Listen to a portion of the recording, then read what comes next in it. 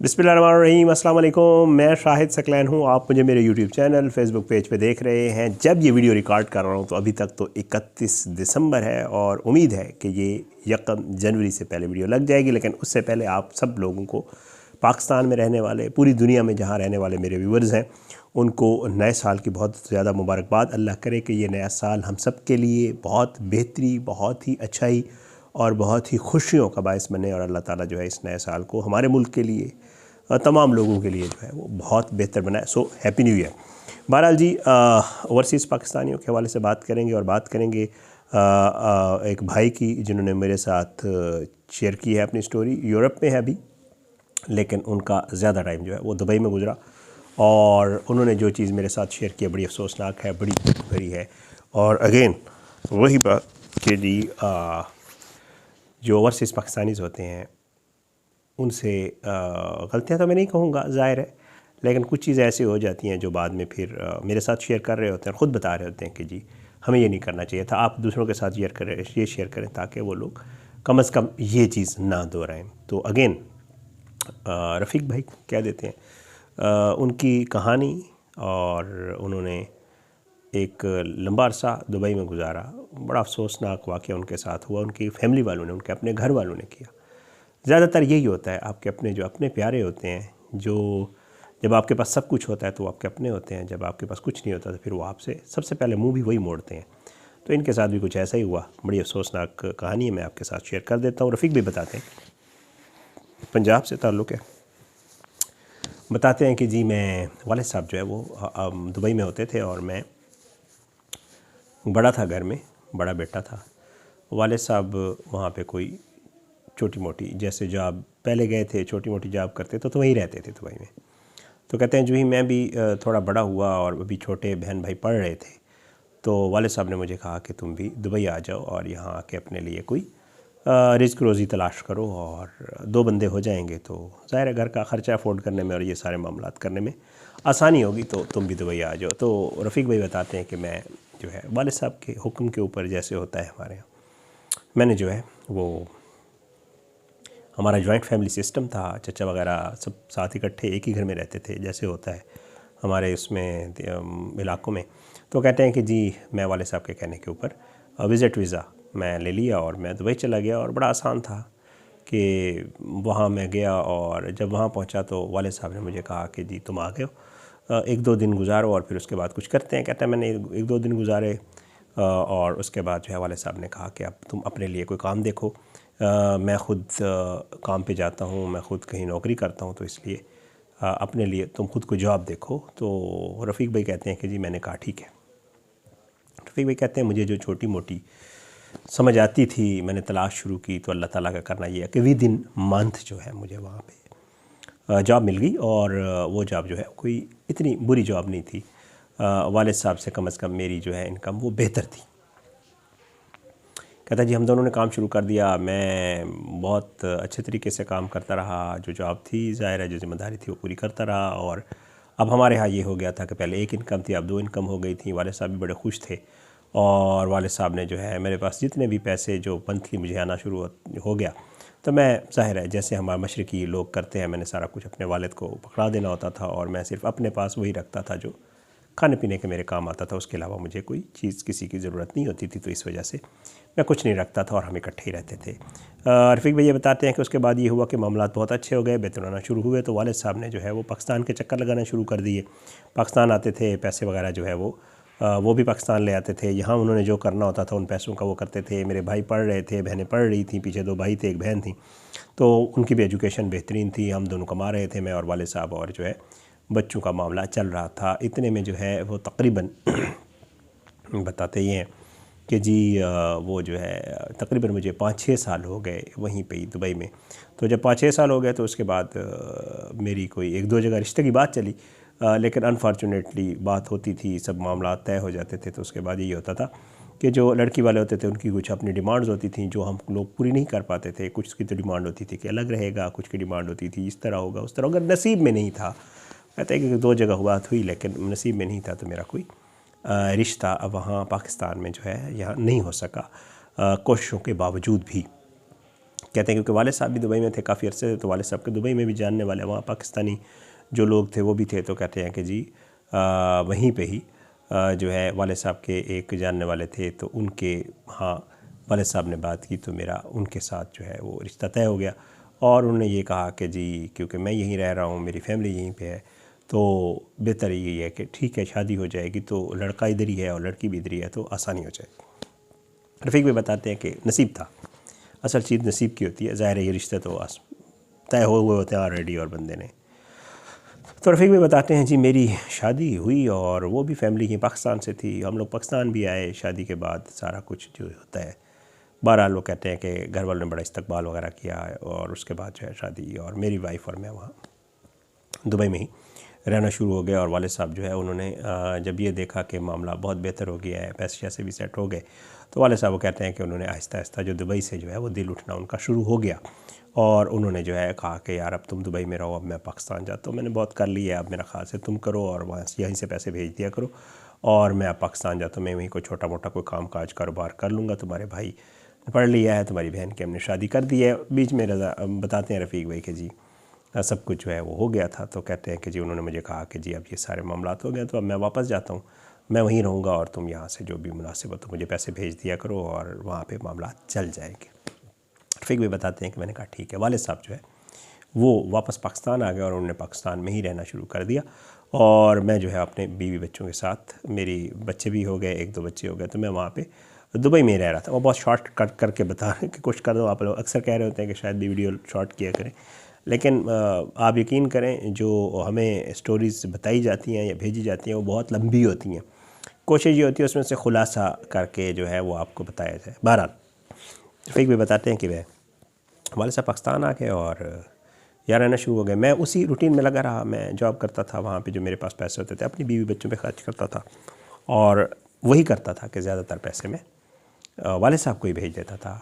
और मेरी बीवी भी इस चीज़ से वाकिफ़ थी कि हमारे यहाँ क्या कल्चर है, तो वो भी मुझे साथ ज़्यादा कोई मसला नहीं करती थी और मैं पैसे वाले साहब को भेजता रहा। बहरहाल वो कहते हैं कि बीच में ये हुआ कि मैंने जॉब कर रहा था, तो जॉब करने के साथ साथ मैंने ये किया कि मेरे वहाँ पे मेरा एक दोस्त बना जो एक जो है वो था बांग्लादेशी था, और वो कहते हैं कि मैंने उसके साथ उसे कहा कि क्यों ना यार हम अपना कोई कारोबार शुरू करें। तो उसने कहा कि जी ठीक है हम कारोबार शुरू करते हैं। तो हम दोनों ने मिलके पैसे इकट्ठे किए, और पैसे इकट्ठे करने के बाद कहते हैं कि मेरे साथ एक अनफॉर्चुनेट इंसिडेंट ये हुआ कि जो पैसे मैंने इकट्ठे किए हुए थे, जो कुछ मेरी कोई जमा पूंजी थी जो मेरे पास थी, वाले साहब को बाकी भेज देता था।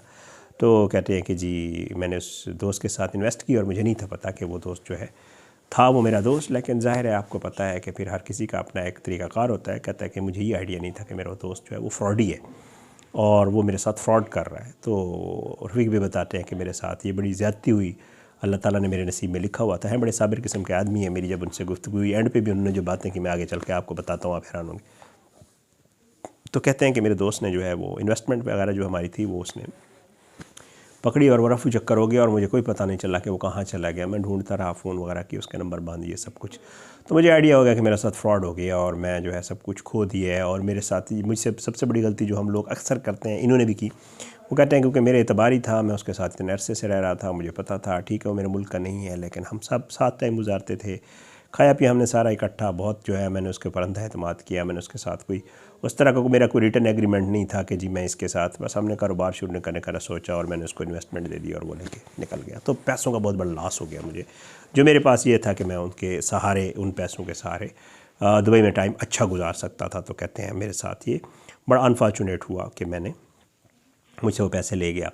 रफ़ीक भी ये बताते हैं कि जब वो मुझसे पैसे ले गया तो मेरे हालात जो है दुबई में कोई इतने बेहतर नहीं रहे, और मैंने ये सोचा कि क्यों ना मैं जो है वो अपने फ़िलहाल फॉर द टाइम बिंग बीवी बच्चों को जो है वो पाकिस्तान भेज दूँ, और जब थोड़े मामला दोबारा बेहतर हों तो मैं उनको वापस बुला लूँ। रफ़ीक भाई ये बताते हैं कि जब मैंने बीवी बच्चों को कहा तो बीवी ने कहा ठीक है, कोई मसला नहीं है, अगर जब आपके बाद में हालात ठीक हो जाए तो फ़िलहाल हम पाकिस्तान चले जाते हैं। रफ़ीक भाई ये बताते हैं मैंने बीवी बच्चों का टिकट करवाया, उनको पाकिस्तान भेज दिया, और जब पाकिस्तान भेजा यहाँ से असल मामला शुरू हुआ। जब उनको मैंने पाकिस्तान भेजा, कहते मैंने पाकिस्तान भेजा तो मेरे बीवी बच्चे आए। ज़ाहिर है मेरे को हालात इतने अच्छे नहीं थे, मैंने टिकट के पैसे भी अरेंज करके भेजे थे। तो जब बच्चों को और बीवी को भेजा तो, और जब वो पाकिस्तान पहुँचे और उनके मामलात क्योंकि वो आए थे तो खाली हाथ आए थे, ज़ाहिर है मेरे पास कोई इतनी ज़्यादा बहुत बड़ी रकम नहीं थी कि मैं घर वालों के लिए तोहफ़े तोहफ़ और वो चीज़ें लेके भेजता। तो कहते मेरे बीवी बच्चे आए तो पहले तो 1-2 दिन उनकी बड़ी खातिर मदारत हुई, इज़्ज़त हुई उनकी। घर वालों को ये पता नहीं था कि ये जो है मिलने के लिए नहीं आए बल्कि रहने के लिए आए हैं। तो मेरी जो वालदा वालिद बहन वगैरह भाई वगैरह थे, बहन की तो शादी हो गई, भाई घर पे थे, भाभी थी। तो कहते हैं कि जी पहले तो उन्होंने 1-2 दिन अच्छे तरीके से पेश आए, लेकिन जब उनको ये पता चला भाई ये तो आ गए और ये खाली हाथ आए, तो मामला ख़राब हो गया। और मुझे जो है बाकायदा तौर पे मेरी वालिदा ने और इन लोगों ने मुझे बाकायदा तौर पे कॉल पे कहा कि तुमने क्या किया, तुमने खाली हाथ उनको भेज दिया है, और यहाँ इनका रहना और खाना पीना और ख़र्चा और ये वाले मामला हम कैसे अफोर्ड कर सकेंगे, हमारे पास तो इतने पैसे नहीं हैं कि हम इन लोगों को अफोर्ड करें, और तुमने ऊपर से अपने बच्चे और वाइफ भेज दी, तो ये कैसे होगा। तो मैंने उन्हें कहा जी मामला इतने अच्छे नहीं हैं, तो मेरे मसाइल हैं, मैं यहाँ पे और मैं इतना अरसा करता रहा हूँ, मुझे यहाँ, वो कहते हैं इतना अरसा मुझे हो गया था वहाँ पे कि तकरीबन 15-1 साल हो गए थे, 10-12 साल। तो कहते हैं कि जी मैंने उन्हें कहा कि जी मैं पैसे भेजता रहा हूँ आप लोगों को, अब मेरा इतना तो हक़ बनता है कि मेरे अगर मसाइल यहाँ पे बड़े बढ़ गए और मेरे लिए प्रॉब्लम्स हो गए, तो आप लोग कुछ अर्सा मेरे बीवी बच्चों को अफोर्ड कर लें, जब ये मेरे हालात बेहतर होंगे मैं उनको बुला लूँगा, और जो आप लोग पहले भी करता रहा हूँ और जब आइंदा भी होगा इंशाअल्लाह तो मैं ज़रूर करूँगा, आप लोग इतना तो ख्याल करें मेरे बीवी बच्चों का। तो कहते हैं कि बहरहाल उन्होंने रख लिया, लेकिन ज़ाहिर है मेरी वाइफ मुझे बताती थी कॉल के ऊपर कि जो उनका रवैया था वो मेरे बीवी बच्चों के साथ कोई का बेहतर नहीं था और समझ लें नाकाबिल बर्दाश्त था। कहते मेरे लिए एक बहुत बड़ा अलमिया था ये, मैं बहुत परेशान था। एक मेरी माली परेशानी थी, कारोबार की परेशानी थी, और दूसरा जो है यहाँ पे घर के मसाइल थे। तो कहते हैं कि जी मैंने भी जो है फिर क्या किया, थोड़ा सा मैंने वहाँ पे रहा, और फिर उसके बाद मैंने सोचा, बीवी ने मुझे कहा कि यार खुदा के लिए या तो हमें यहाँ से ले जाओ या ख़ुद आ जाओ, और कुछ करना है तो जो भी करना है करो, हम तो मज़ीद यहाँ पे नहीं रह सकते हैं। कहते मेरे जो फादर इन लॉ और वो लोग थे वो दुबई में थे, मैं उनकी भी हेल्प ले रहा था, लेकिन फिर मैंने उनसे मशवरा किया तो उन्होंने कहा कि यार तुम इस तरह करो, तुम पाकिस्तान जाओ, अगर तुम्हें कुछ मुनासिब लगे ठीक है, नहीं तो बेशक हमें बताना, हम कोई तरीक़ाकार बनाएंगे और तुम लोगों को हम वापस बुलवा लेंगे यहाँ दुबई। तो कहते हैं कि मेरे जो इन लॉज़ हैं बहुत अच्छे हैं, बहुत बेहतर लोग हैं, अल्लाह ताला उन्हें खुश रखे। कहते हैं जी मैं आया पाकिस्तान और मैंने घर वालों को बताया कि जी मैं आ रहा हूँ, और बीवी बच्चों के बाद जो है मैं भी अब पाकिस्तान आ रहा हूँ, और मेरा मसला है वहाँ पे बिज़नेस का, और मैं कोई कारोबार वगैरह नहीं है, तो फ़िलहाल मैं पाकिस्तान आ रहा हूँ, फिर आगे मैं फ़ैसला करूँगा कि मैंने क्या करना है, तो मैं पाकिस्तान आ रहा हूँ। यार रफ़ीक भी बताते हैं, वो कहते हैं आप यकीन करें शायद भी, जब मैं पाकिस्तान आया तो मुझे ये देखकर बहुत अफसोस हुआ कि जब मैं आया तो ना तो मुझे कोई लेने आया, ना कोई एयरपोर्ट पे आया, और उसके बाद मैं घर पहुंच गया अपने जिस तरीके से आया था, और उसके बाद घर पहुंचा, क्योंकि आपको पता है एयरपोर्ट भी हमारे बड़े शहरों में है। तो कहते मैं अपने जब घर पहुंचा तो घर में सब रूटीन के मुताबिक चल रहा था। लोगों ने मुझे बड़ा फॉर्मल सा वेलकम किया, जो घर वाले थे कि आ गए हैं, अच्छा जी ये वो इधर उधर। उनके मुझे जो रवैया था उससे लग गया कि भाई मेरे आने पे खुश नहीं है, और इनको खुशी नहीं है बल्कि बड़ा अफसोस हुआ है मेरे पाकिस्तान आने पे। तो और मुझे ये पता था कि उनको अफसोस क्यों हुआ, क्योंकि मैं ना मेरे पास पैसे थे ना कुछ था, ऑलरेडी मेरी बीवी बच्चे उनके ऊपर रह रहे थे, और साथ ये भी था कि जी मैं भी आ गया हूँ और कुछ लाया भी नहीं हूँ और मुफ्त में मैं आ गया हूँ। तो ज़ाहिर है उनके लिए एक वो बड़ा प्रॉब्लम तो था। कहते हैं शायद भी मैंने ना यहाँ पाकिस्तान में कोई महीना हार्डली गुजारा, बड़ी मुश्किल से। कहते हैं मैंने अपनी सरतोड़ कोशिश की कि किसी तरीके से वालिद साहब, भाई बहनें जिनकी शादी, जिनके लिए मैं सब कुछ किया, जिनके लिए जिनको मैंने अफोर्ड किया, जिनको पढ़ाया मैंने, जिनकी शादियाँ मैंने की, जो कुछ भी किया, कहते हैं यकीन करें मुझे लगता ही नहीं था ये मेरे बहन भाई हैं या मेरे वालिदैन ही बन। वो कहते हैं कि यार मुझे लगा कि शायद मैं इनके ऊपर बहुत ज़्यादा कोई बड़ा बोझ बन गया हूँ। मैंने बड़ी सरतोड़ कोशिश की, जितने मेरे कोई कॉन्टैक्ट्स थे, मेरे यार दोस्त थे, सबसे मिन्नत समाजत की। मेरे जो इन लॉज थे उन्होंने मुझे बहुत ज़्यादा हेल्प की, और उन्होंने ये किया कि मेरे पासपोर्ट के ऊपर और उन्होंने जो है मुझे वीज़ाज़ लगवा दिए मेरे और मेरे बच्चों वाइफ के, और मुझे यूरोप के लिए उन्होंने जो है वो किसी तरीके से कर करा के मुझे करवाया। और वो कहते हैं कि अब मैं वापस यूरोप आ गया और अब मैं वो यूरोप में रहता हूँ, और बीवी बच्चे भी साथ ले आया हूँ, और हम लोग यहाँ पे मैंने एक दफ़ा से फिर से समझ लें कि दोबारा से स्टार्ट लिया। लेकिन अल्लाह का करम है कि मैं सेटिस्फाइड हूँ कि इंशाअल्लाह मैं जल्द जो है, क्योंकि मैं मेहनती आदमी हूँ और मैं मेहनत करता रहा हूँ, सारी ज़िंदगी मैंने मेहनत की है, और मुझे उम्मीद है इंशाअल्लाह कि मुझे अल्लाह इस मेहनत का फल ज़रूर देगा, और मैं जल्द इंशाअल्लाह दोबारा अपने पाँव पे खड़ा होकर बहुत बेहतर ज़िंदगी गुजारने के काबिल हो जाऊँगा। कह रहा है अभी भी अल्लाह का शुक्र है बहुत बेहतर है, बड़े साबिर बड़े शाकिर आदमी।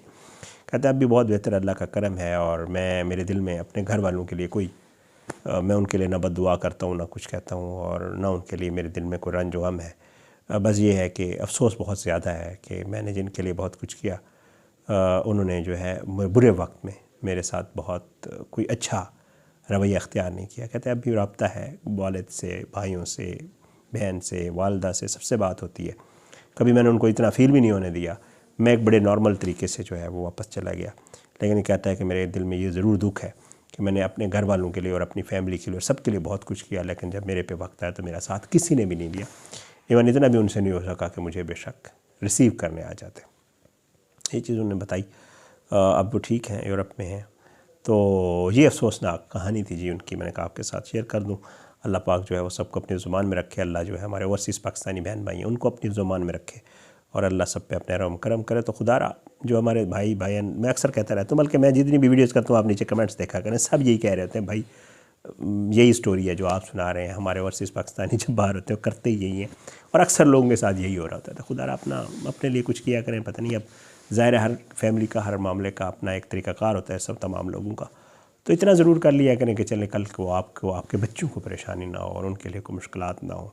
आपने ऑलरेडी एक लाइफ, मुझे पता है जब लोग बाहर जाते हैं तो वहाँ को दरख्तों पे पैसे नहीं उग रहे होते, बड़ी मुश्किल हालात में वहाँ पे बंदा पैसे कमाता है। यहाँ से तो बड़े सुहाने ख्वाब नज़र आते हैं, वहाँ जा जो वहाँ मौजूद होते हैं उनसे पता होता है कि जी उन्होंने कितनी मेहनत करके ये सब कुछ कमाया। अल्लाह सबके लिए आसानियाँ करे। इजाज़त इंशाअल्लाह अगली वीडियो में मुलाकात होगी नए साल में। तो इंशाअल्लाह बशर्ते ज़िंदगी अपने दुआ में याद रखिएगा। पाकिस्तान ज़िंदाबाद। अल्लाह हाफ़िज़।